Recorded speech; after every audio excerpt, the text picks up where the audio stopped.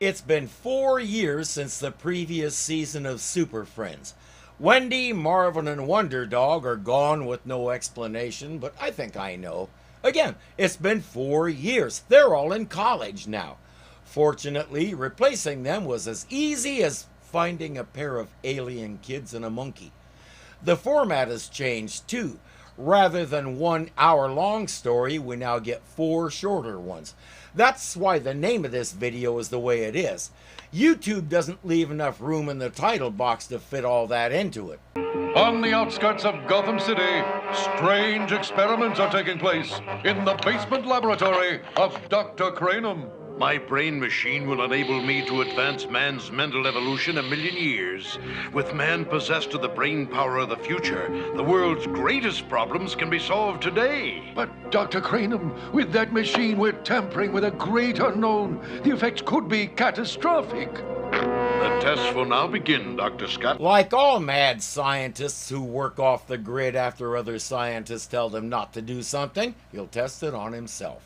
He wants to advance evolution. If he turns into a giant salamander on another planet, I'm crying foul. Dr. Cranum, something's gone wrong. It's fantastic. Dude, there are plenty of shiny surfaces around you. Look at yourself in one of them. The genius I was a moment ago is like a child compared to the intelligence I now possess. The rest of the world must have these magnificent powers of mine. We'll borrow the huge dish antenna from the Metropolis Institute of Technology and beam my brain machine's power across the city. You do realize there's a world out there beyond Gotham City? Maybe not. You have no right to impose your will on others. I'm going to warn the authorities. What is it with people on television? You don't tell the bad guy you're going to turn him in, you just do it. You'll stop no one. Now, to continue with my plans. And that would be why you don't tell them what you're doing. I have a feeling the professor's passing resemblance to Professor X is deliberate, and so is the equivalent of the so-called mental bolts he could hit people with.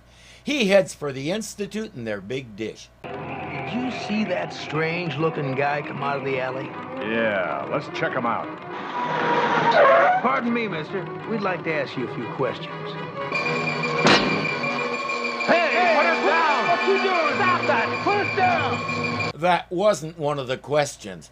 He deposits the car on top of a nearby building and goes on his way. Have fun writing that report, boys. Super Friends, we need your help. A strange being with incredible mental powers has placed one of our police cars atop a skyscraper and is now headed for the Metropolis Institute of Technology. Sounds like a job for you and me, Wonder Woman. Right, Batman. Let's go. Huh? Getting a car down from a skyscraper sounds like a Superman job to me, but let's see how they do this. He's broken through the fence. If that's shocking to you, then you're easily shocked.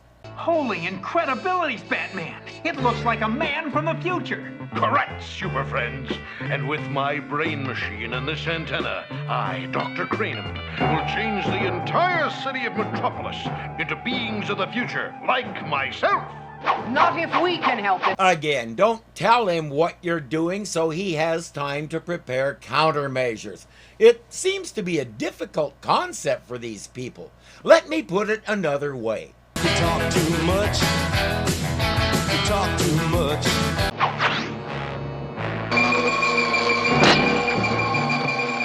See, she might have gotten him with the lasso if she hadn't told him where and when to expect it. Quick, Robin, let's get him.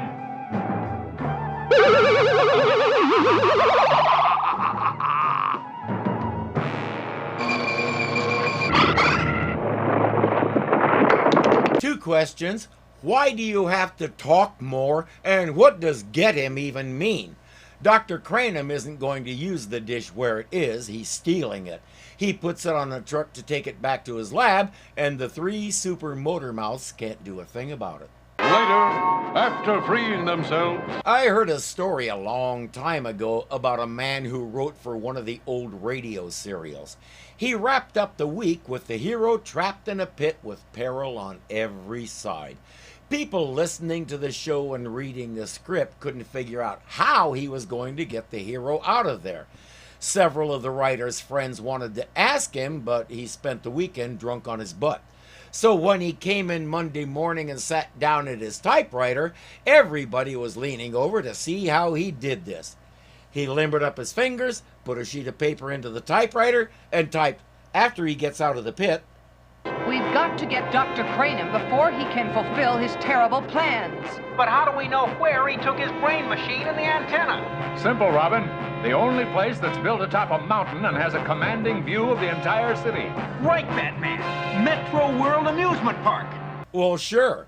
When they catch up with him, he's putting the dish on top of the parachute jump ride, which is the tallest structure there. As far as I know, only one such ride has ever existed, and it was built for the 1939 World's Fair in New York. After that, it was moved to Coney Island and closed down when the rest of the park did. The idea was that you had a 2-seat gondola under a parachute. A cable would pull you up to the top of the tower and then drop you.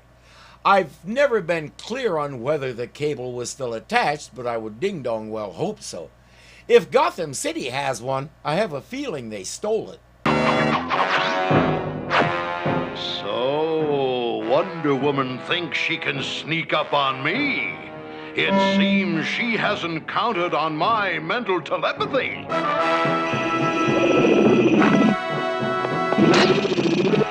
You'll soon understand the greatness of my intellectual advancement. You're right, Doctor. It's apparent to me now that we are superior. I'm really glad nobody ever did that to Linda Carter. Holy brainwaves, Batman. Wonder Woman looks and thinks just like Cranum.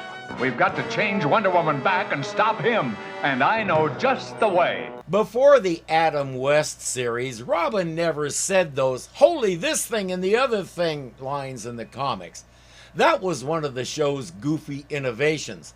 By the end of the first season, he was doing it in the comics too, and as we see, the legacy continues. The antenna is in position. Brain machine ready, Dr. Cranum! Don't try to stop us, Batman. Your defenses are useless.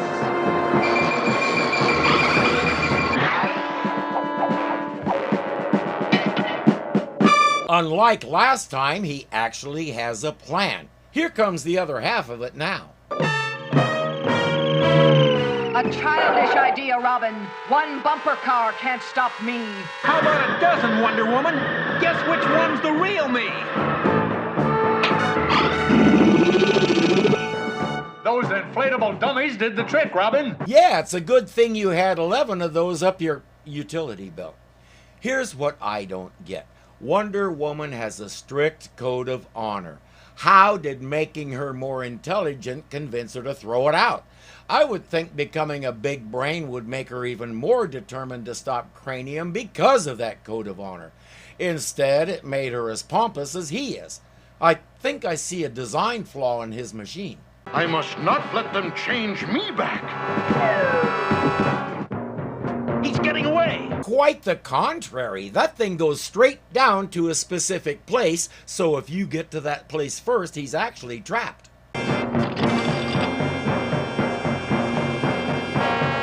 Eh? Do they think they're gonna fly that thing to get him? Okay, maybe they are going to fly that thing to get him. Except they're going this way and he's over there. Quick, Robin, jump!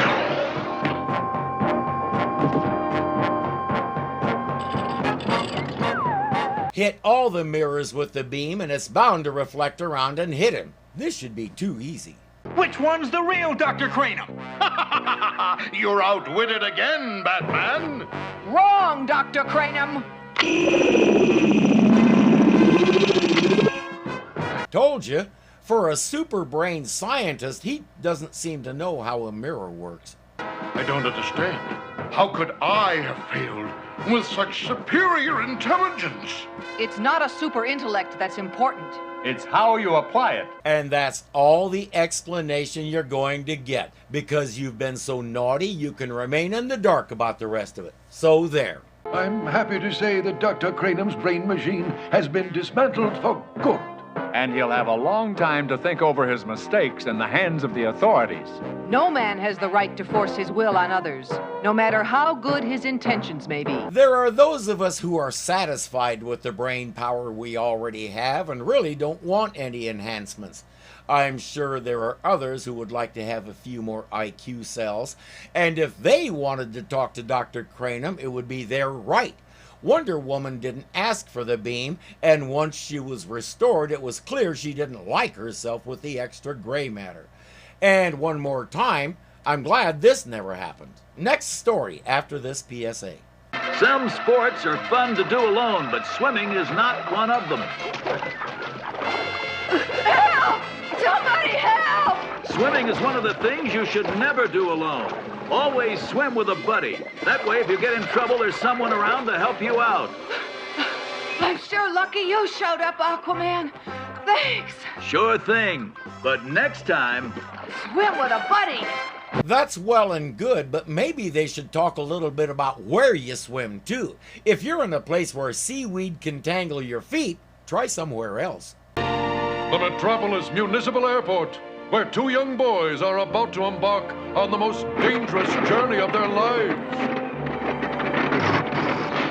Sorry, Mike, but this plane isn't safe to fly until the carburetor is overhauled. Those boys sneaking in didn't hear that part.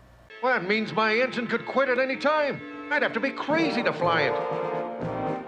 Wow, look at that plane, Jeff. Hey, let's you and I take it for a little spin. I don't know, Corky. That'd be stealing. It ain't stealing, just a joyride, like the other guys do with cars. Corky does know a bit about flying a plane. He needs 10 more hours to get his pilot's license. I have a feeling the time he spends with this plane isn't going to count toward that 10 hours. Flaps down, ignition on, throttle back, here we go.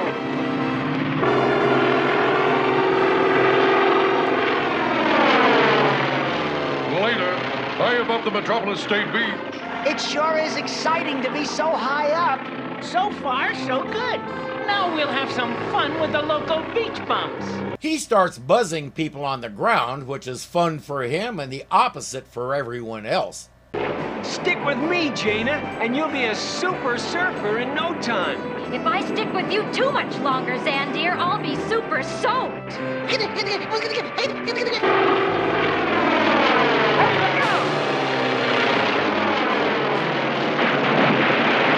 For our first introduction to the Wonder Twins, we see that. Their space monkey Gleek is in a tube nearby, laughing at the whole thing. Careless flyers!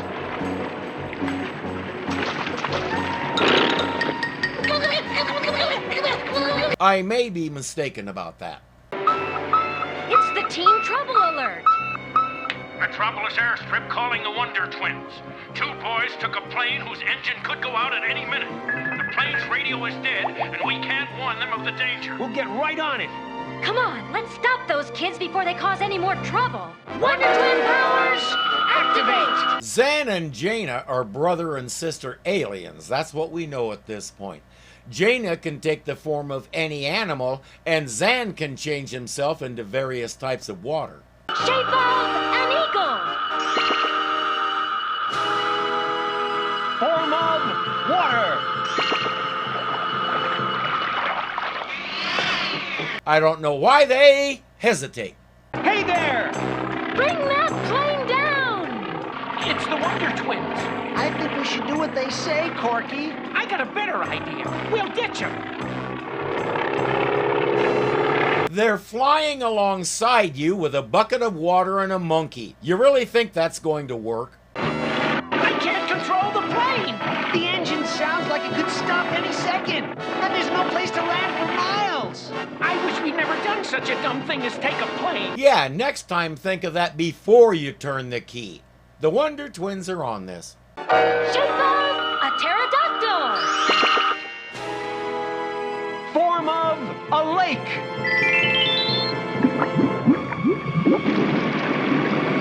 That's not a seaplane, so unless he formed really hard water, this isn't much help.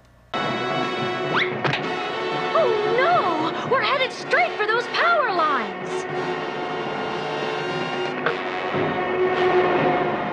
Gleek only needs 6 more hours to get his license. Nice going, Jaina. Any landing you can swim away from is a good landing.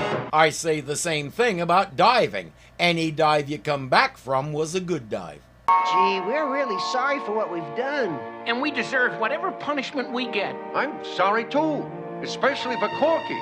You're not going to be able to get your pilot's license for 2 years.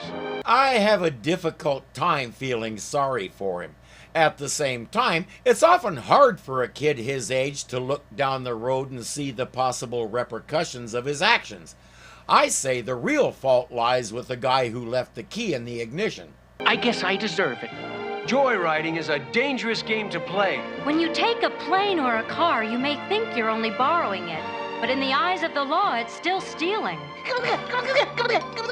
Speaking of stealing, it looks like Gleek's stealing the show again. Unlike Corky's situation, that does count toward Gleek's remaining 6 hours. Hi, kids, it's Decoder time! I'm going to give you some clues to a secret word. The word you're looking for is the name of something that will be very important in today's story. What I'm working on now is a picture clue to the first part of the code word. I'm sure you all know what this is. Now, all you have to do is remember this clue and put it together with the next one I give you, and you'll have the secret code word. I'll be back in a few minutes with the next clue. I'm not sure what to think of this. It makes me wonder who our target demographic is, because I suspect any kid over 10 would have found it a little patronizing, not to say insulting. We've already had 2 promos telling us that the next villains are rock creatures, so I wonder if the secret word could be, I don't know, bedrock. Grand Bahia in the Caribbean Sea, a tropical resort island crowded with vacationing tourists. And for centuries, Krakaloa volcano has been extinct and silent.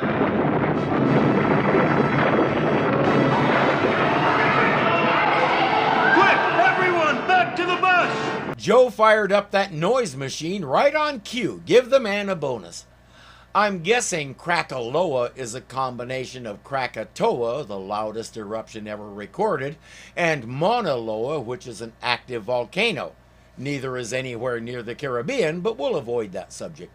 What strange unearthly force can be causing the long dormant volcano to suddenly unleash its awesome fury? Is it possible? Is there another world deep in the center of the earth? Isn't there always? As I recall, in the first season of Lost in Space, the Robinsons found at least 3 such civilizations under the planet they were on. It only makes sense that Earth would have at least one. The machines have stopped, Craig! We've exhausted the supply of bedrock to power our factories! The survival of our Earth or civilization depends on bedrock! You don't use bedrock as fuel, you build things on it. The word just means the solid part of the Earth's crust under the soil and such. It can be made of any kind of rock, though granite tends to be the most common. These guys talk about it as though it's a particular element rather than just a layer of generic rock. They call themselves the Earthers, and their drilling and mining for bedrock is what set off that volcano. An alarm calls the Super Friends to headquarters. Holy tremors, it's an earthquake on the island of Bahia. It's more than an earthquake, Robin. We've got to save those innocent people from whatever unearthly force is rocking the Earth boat. Which means split up. And spread out. Right. Batman, Robin, and I will cover the land and the air. And Aquaman and I will cover the sea. Boy, we must mine all of the world's bedrock.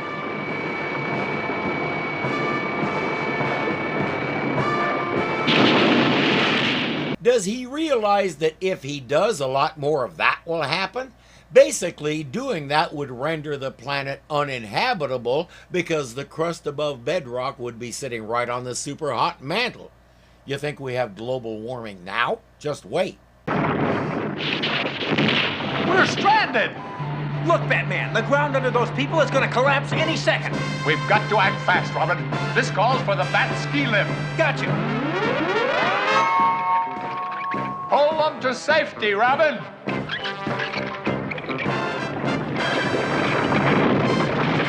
We got him off just in time, Batman! I'm wondering what they and their gadgets can do about an erupting volcano, but I suppose rescuing people from it is part of the process.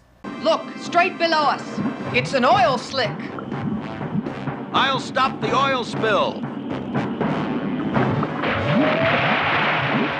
The oil is coming from a fracture in the ocean bottom. With a little help from his friends, Aquaman gets that cleaned up. Meanwhile, the Earthers are still drilling. They seem to be picking on this one island. Help!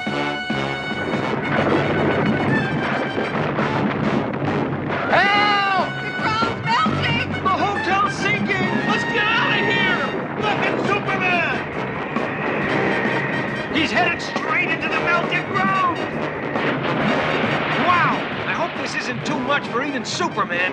Unless it's made of kryptonite, no worries. He's flown into stars before. This won't even give him a tan. What was that you said about too much for even Superman?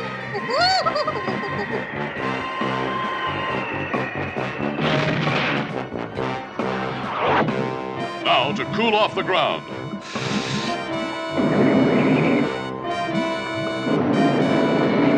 That's messing up the mining operation because they're using lasers to melt the rock.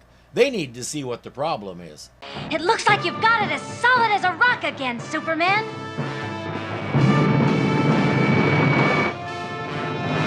It is an upper person cooling the ground. Superman, look!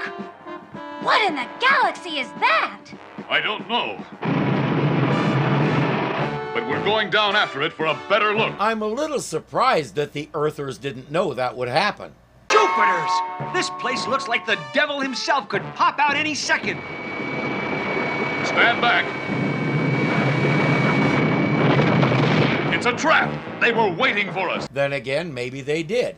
Okay, they trapped Superman. Holding him is another matter. Now we have them. Quick, get back. This is a job for Superman. You are no match for an Earth Ornate avalanche.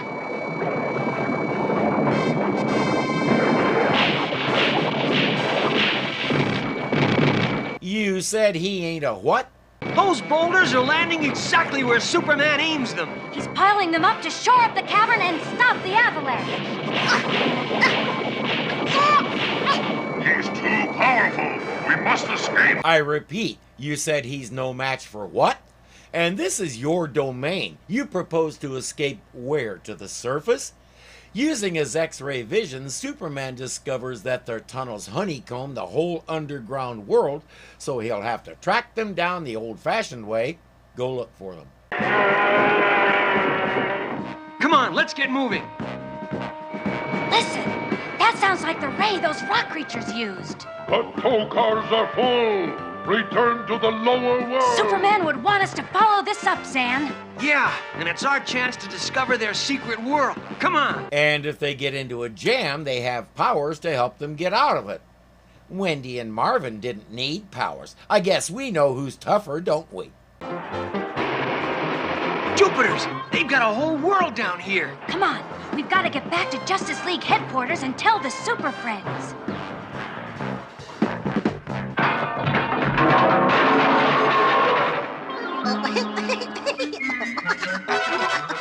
Intruders from the upper world! After them! Nice going, Gleek. I wondered why he was laughing, but that boo-boo proves he's the true successor to Wonder Dog. They're caught. Quick, activate Wonder Twin powers. We'll do a fast grip slip. Wonder Twin powers? Activate! Form a puddle. What is this? Form of a caterpillar.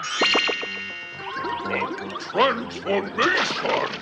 Oh, I should have become a guppy. Caterpillars can't swim. If you're going to change into something small, I suggest something that can fly, like a hornet. Oh, all the easier to hold captive.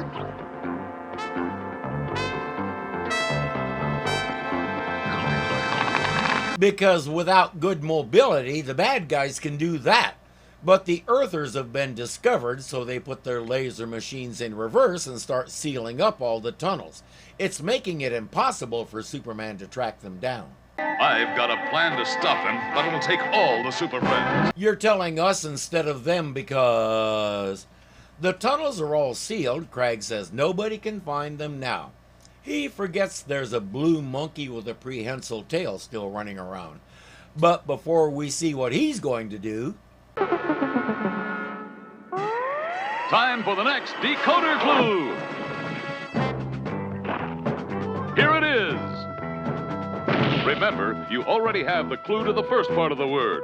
To get the code word, all you have to do is figure out the clue I'm giving you now and put it together with the first part of the word. Know what the word is yet? I'll be back after a while with the answer to the code. I've got it. Rock bed, like Jacob in the Bible when he had his dream while sleeping on a rock. That was easy. At Justice League headquarters, the Super Friends discover that the Wonder Twins have vanished. They were supposed to wait for me here. We've searched everywhere for them, Superman. It's Gleek. Zan and Jaina must be prisoners of the rock creatures. We've got to find them. But you say they've sealed all their tunnels. Yes, but they must have air. Somewhere there has to be a ventilation shaft that Gleek used to escape. Cool. Follow him back to it, head down, save the twins. Simple and elegant. We'll split up. As soon as any two of us locate the shafts, we'll determine their angles and use triangulation to pinpoint the exact location of their hidden world. Convoluted and tacky. Just follow Gleek back down because he can take you straight to the twins. No, they're under contract to stretch the runtime out as much as they can, so they'll do it this way. Incidentally, I hope I don't have to point out that there is no Grand Bahia Island in the Caribbean that looks like a bad rendition of the bat signal. Zan and Jaina are still trapped, unable to make contact, and thus restore themselves to normal. Then, a strange phenomenon begins to take place. A mysterious web-like cocoon envelops Jaina. On their planet, the transition happens in seconds. What? She never said she changed into an Earth caterpillar. They take weeks. Jaina, is that you? Who do you think it is? The bionic butterfly? Wonder Twin powers? Deactivate! It took Zan 3 days to pick all the dropper shards out of his behind. Nice going, Jaina. How'd you do it? That, big brother, is my secret. Now let's get out of here.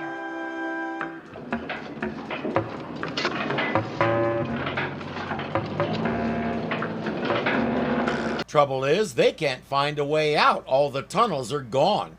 Up above, their search has discovered that the Earthers are directly under Krakaloa. I can think of exactly one of them who might be able to follow up on that. Wait here while I go down and douse the volcano's source.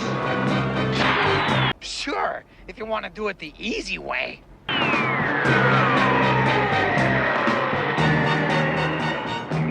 It's the Super One! He must be stopped! They've been working frantically on some kind of giant machine that they think will be able to deal with him, but I gather it's not ready yet. Now, to get rid of your man-made volcano.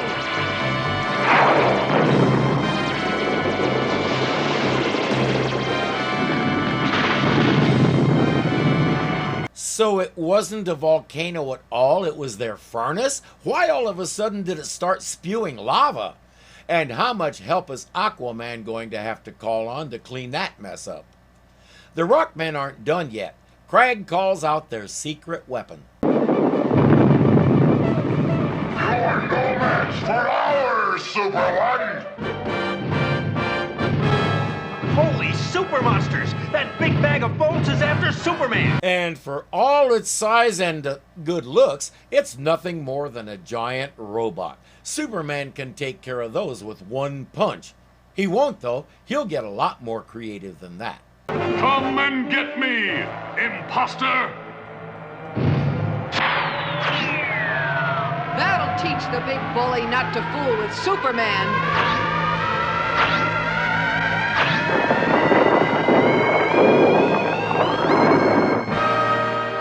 It never fails, Robin. The bigger they are, the deeper they fall. Or sink, as the case may be. It doesn't matter how big and strong you are, without at least a little leverage, you might as well be doing isometrics. Cragg says, we'll seal you in that cavern forever with our lasers. You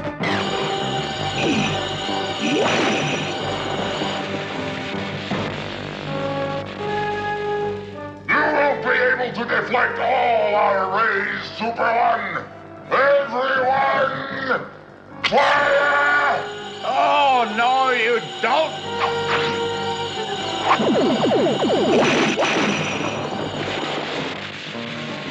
Hey guys, I have a feeling AAA is going to charge you extra to get those out of there.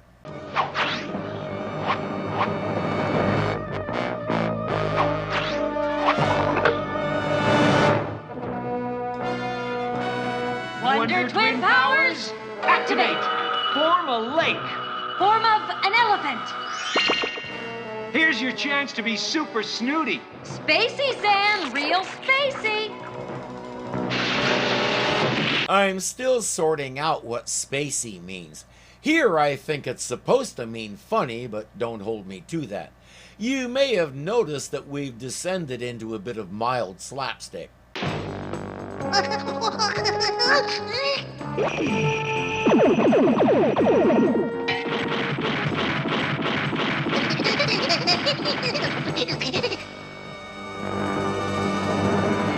As I said, you gotta love it. You have beaten us! We are no match for the upper people! Now your mining machines are no longer a threat to our world. But if we do not mine bedrock to power our industry, our world cannot survive!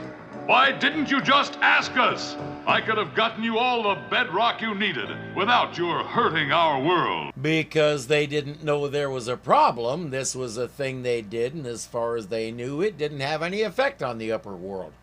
Granted, when they found out different, they should have talked instead of fighting, especially when they saw what Superman could do. Superman's right. Neighbors, whether they're people or countries or worlds, must learn to discuss their problems and work together. Come on, let's work together. Now, people. Remember that idiot scientist who wanted to split a planet in half to create a second moon that we could get resources from, and what a bad idea it was? Speeding into outer space, Superman breaks off a huge piece of bedrock from the asteroid Argonauer and returns with 1,000-year supply for the Earth ore. Apparently it's not a problem when Superman does it. I'll skip the Decoder solution and we can move on to the fourth cartoon after this little feature. Welcome to Super Friends Magic. The magic trick I'm about to do is called the glass and coin mystery. And the first thing I'm going to need is a drinking glass. I'll use it to make this coin disappear. All that needs to be done is to put the magic cover over the glass and then put it and the glass over the coin. Here and there and here, the coin will now disappear. I'll be back after a while to tell you where it went. That's a little more like it. This is something a wide range of kids right up to early teen can enjoy. Our final story features Aquaman and a guest star, Black Vulcan. It's called The Whirlpool. In the wintry North Atlantic, a giant supertanker heads toward Norway. Mr. Denborg, what are you doing? Radar shows severe seas ahead, sir. I've changed course to avoid it. That'll lose precious time. Get back on course. But, Captain... I'm in command here, and I plan on setting a new speed record to Norway. Captain, you won't set any speed records in seas that go like this, because going up and down those waves makes the trip twice as long without getting you anywhere. He takes the wheel himself and locks everyone else out of the bridge. Attention, Super Friends. We've just received a distress call from a tanker in the North Atlantic. The captain's locked the crew out of the bridge and is headed into a raging storm. Looks like we've got a job to do, Aquaman. Right, Black Vulcan. Let's go. For some reason, in the 70s, pretty much every comic company that came up with an African-American hero had to name him Black something, as if we couldn't see that he's not exactly Norwegian. Marvel did have one notable exception in 1972, Luke Cage, Hero for Hire. Later he became Power Man, but at least they didn't call him Black Hero for Hire or Black Power. Honestly, I thought it was insulting to white and black people. Readers of any denomination could see the character's race, and the names felt to me like throwing a bone to the community. See, we have a black hero, and we even named him so you never forget he's black. Look how progressive we are.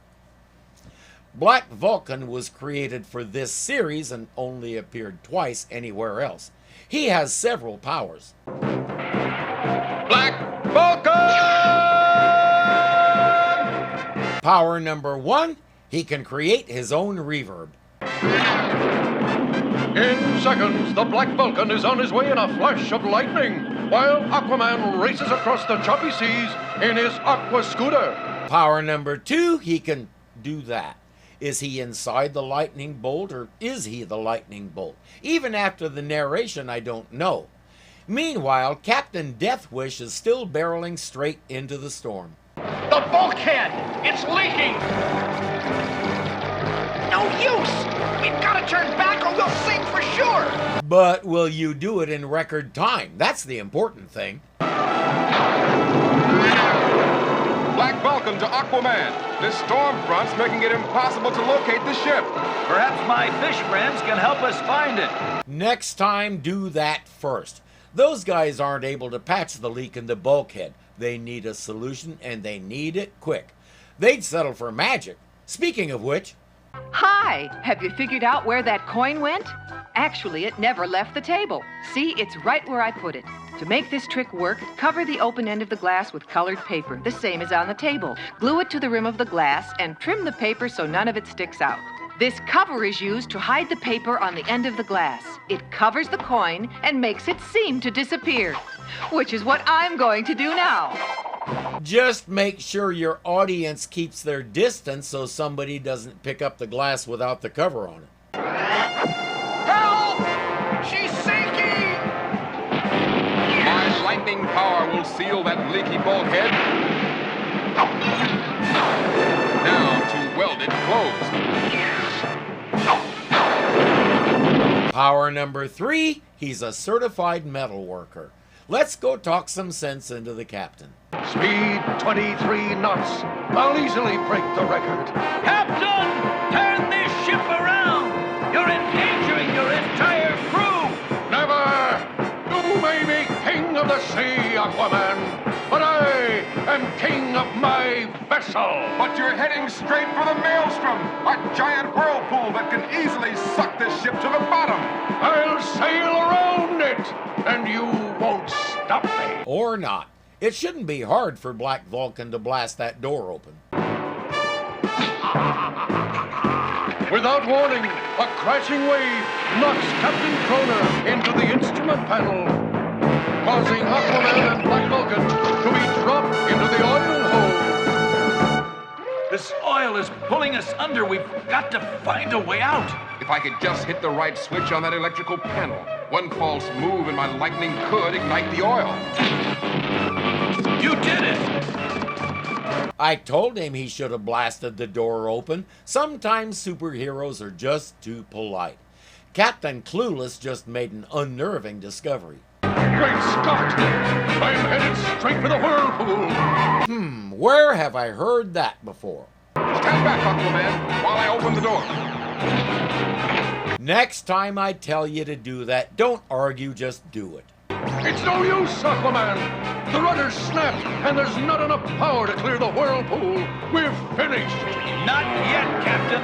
I'll handle the rudder. And my lightning will supercharge the engines. That's not how a supercharger works, but Saturday morning audiences didn't know that. Now for a 50,000-volt tune-up.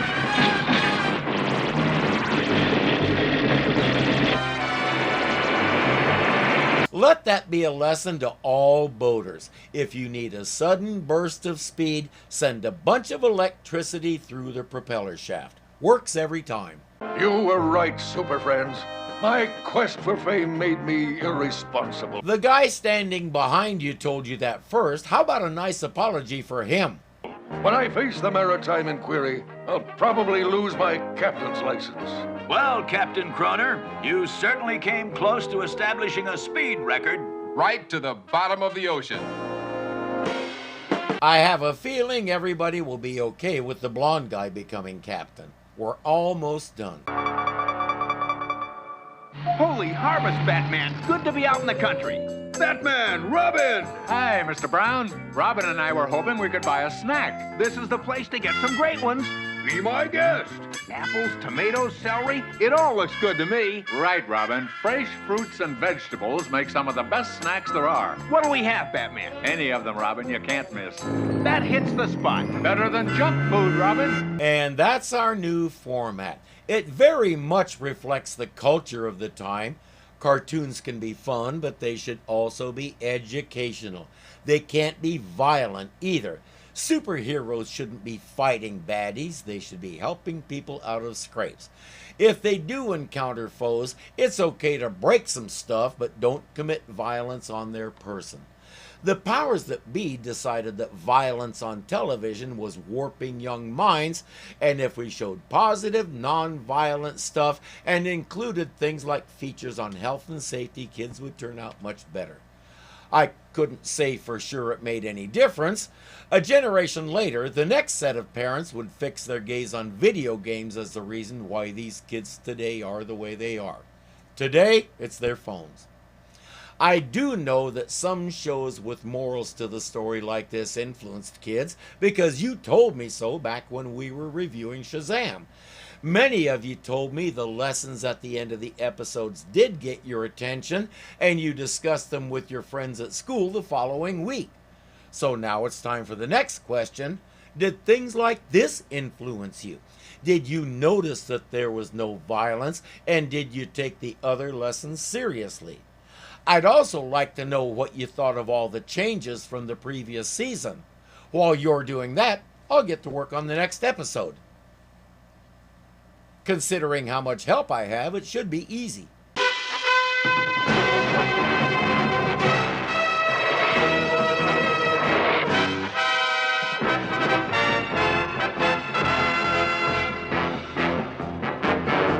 Time ago about